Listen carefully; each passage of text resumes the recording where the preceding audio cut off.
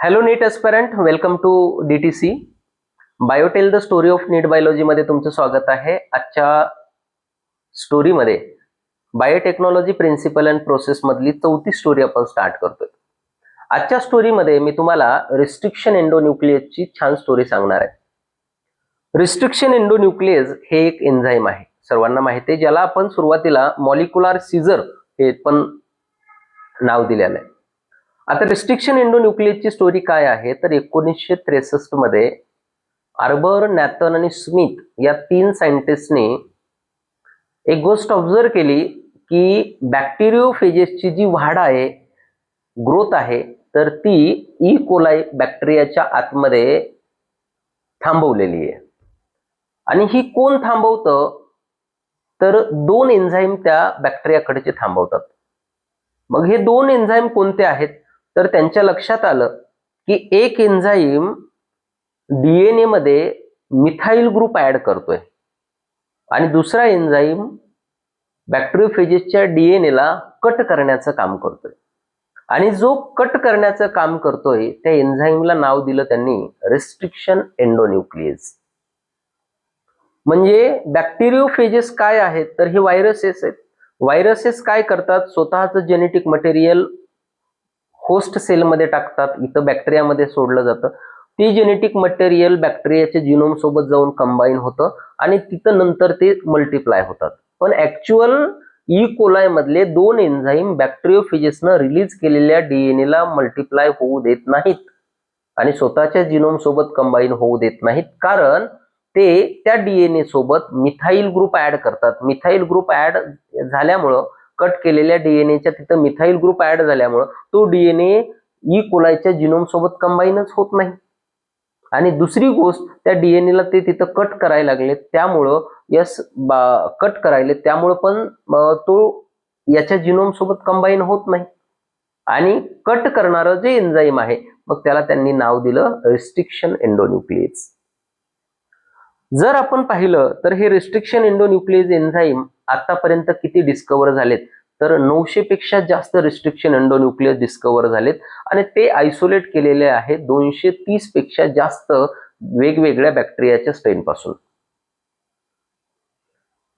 पहिला डिस्कवर झालेला restriction endonuclease कोणता आहे तर तो आहे HindII.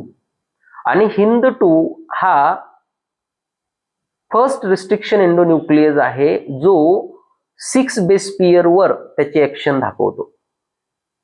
कोणते बेस पेयर आहेत? 6. तर त्याचा सिक्वेन्स आहे GTCGAC 5' डायरेक्शन आणि अपोजिट स्टँड 5' डायरेक्शन, परत GTCGAC असा पण आणि असा पण.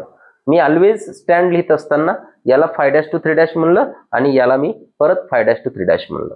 बरोबर, मी असा एकदा घेतलाय आणि असा एकदा घेतलाय, लक्षात ठेवणं गरजेचं आहे. बरं, आता हा कुणाच्या मधून कट करतो जर आपल्याला विचारलं तर लक्षात ठेवायचंय C आणि G या 2 स्टँड मधून कट करतो आणि यानं कट केल्यानंतर डीएनए चे ब्लंट एंड तयार होतात, हे आपल्याला माहित असणं गरजेचं आहे. बरं, आता आपल्याला मेन जो रिस्ट्रिक्शन एंडोन्यूक्लियस इथं आपल्याला स्टडी करायचा आहे तर तो आहे EcoR1. EcoR1. बरं, EcoR1 हा जो आहे तर हा याची जी ऍक्शन आहे ज्या सिक्वेन्सवर तर तो सिक्वेन्स आहे GAATTC 5' डायरेक्शन मध्ये आणि त्याचा अपोजिट स्टँड पण 5' डायरेक्शन मध्येच मी घेत आहे, GAATTC. ओके, लक्षात ठेवणं गरजेचं आहे. मग हा ज्यावेळेस या स्पेसिफिक रिकॉग्निशन सिक्वेन्सला कट करतो डीएनए वरच्या, तर त्यावेळेस हा G आणि A मधून कट करत असतो. आणि G आणि A मधून कट करत असतो तर हा दोन्ही स्टँडला कट करतो. जो पहिला स्टँड आहे GAATTC, इथं G आणि A मधून कट करेल आणि दुसरा स्टँड पण GAATTC हा G आणि A मधून कट करेल. आता हा मध्य भागातून सरळ कट करत नाही, हा कट करतो स्लाइटली अवे फ्रॉम सेंटर. म्हणजे त्याचा जो रिकॉग्निशन सिक्वेन्स आहे त्याच्या सेंटर मधून कट न करता slightly away from middle cut करतो आणि त्यामुळं काय होतं तर ओव्हर हँगिंग स्ट्रेचेस इथं डीएनए चे तयार होतात. म्हणजे दोन स्टँड पैकी काय असतं तर एक स्टँड अशा प्रकारे, एक स्टँड कसा आहे, एक स्टँड असं जर आपण म्हणलं तर अशा प्रकारे हे स्ट्रेचेस तयार होतात.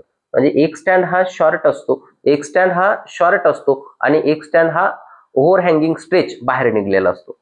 आणि ओव्हर हँगिंग स्ट्रेच जे बाहेर निघलेले असतात आणि कट केल्यानंतर असे जे स्ट्रक्चर तयार होतात त्यांना आपण स्टिकी एंड म्हणतो. कसे एंड म्हणतो? Sticky end. म्हणजे इको R1 न कट केल्यानंतर स्टिकी एंड तयार होतात.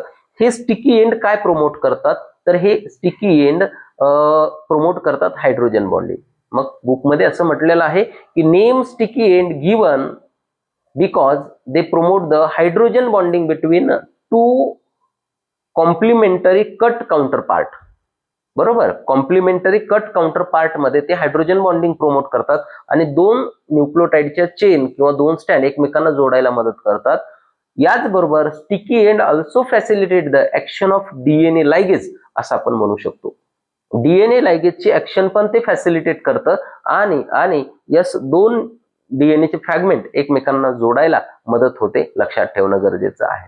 बर, आता आपण जर समजा रिस्ट्रिक्शन एंडोन्यूक्लियसचं नेमिंगचा विचार केला तर नाव कसं दिलेलं आहे.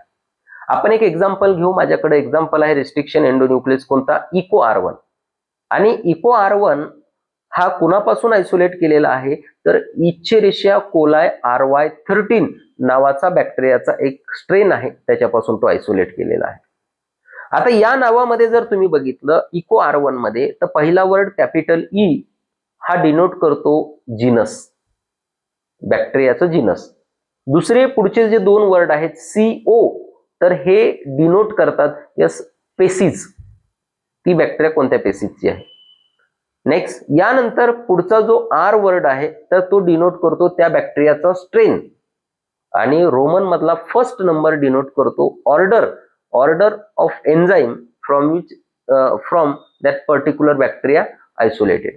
म्हणजे कोणत्या पर्टिक्युलर बॅक्टेरियापासून आपण त्याला आयसोलेट केले तर त्याची ऑर्डर रिप्रेझेंट करतो. म्हणजे इको R1 मध्ये ई हा जीनस रिप्रेझेंट करतो, CO हा पेसिस रिप्रेझेंट करतो, R हा स्ट्रेन डिनोट करतो आणि रोमन मधला एक नंबर हा ऑर्डर डिनोट करतो. हे आपल्या लक्षात येणं गरजेचं आहे. बर, आता ऍक्शन ऑफ रेस्ट्रिक्शन एंडोन्यूक्लियस कशी आहे हे जर मला सांगायचं म्हणलं तर ऍक्शन मध्ये लक्षात ठेवायचंय हे एन्झाईम काय करतात, डीएनए ची लेंथ पहिल्यांदा इन्स्पेक्ट करून घेतात.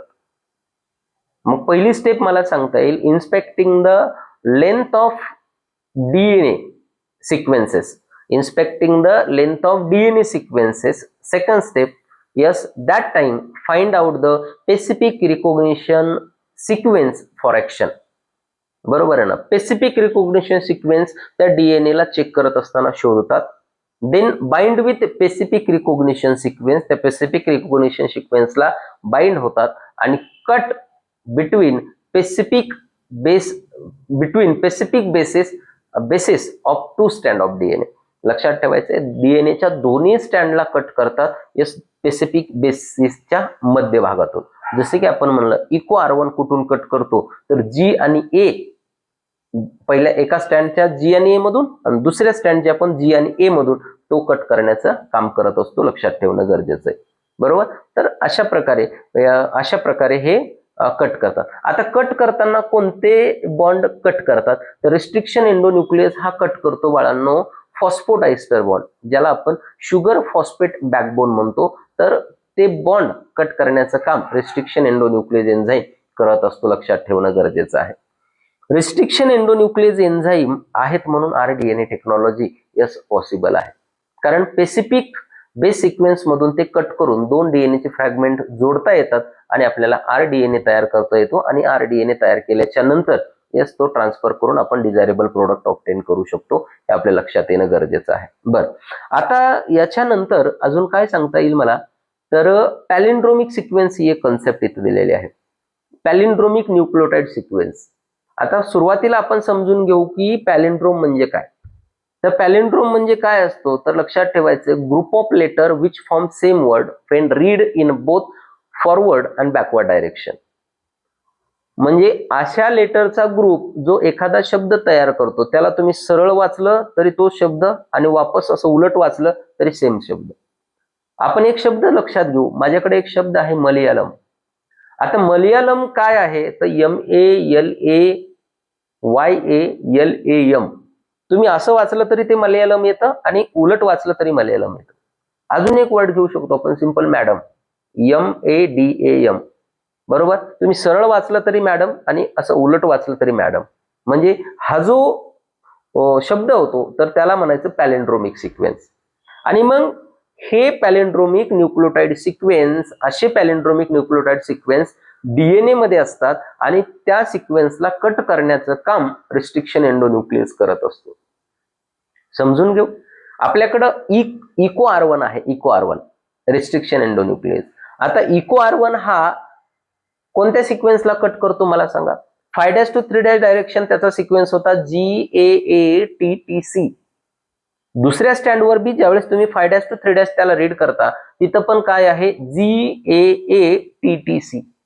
म्हणजे जर तुम्ही दोन्ही स्टँड डीएनएचे बघितले आणि त्याचं ओरिएंटेशन रिडिंगचं कॉन्स्टंट ठेवलं 5' to 3', 5' to 3', त्यावेळेस तुम्हाला सेम वर्ड तिथे तयार झालेला पाहायला भेटेल, GAATTC असा GAATTC.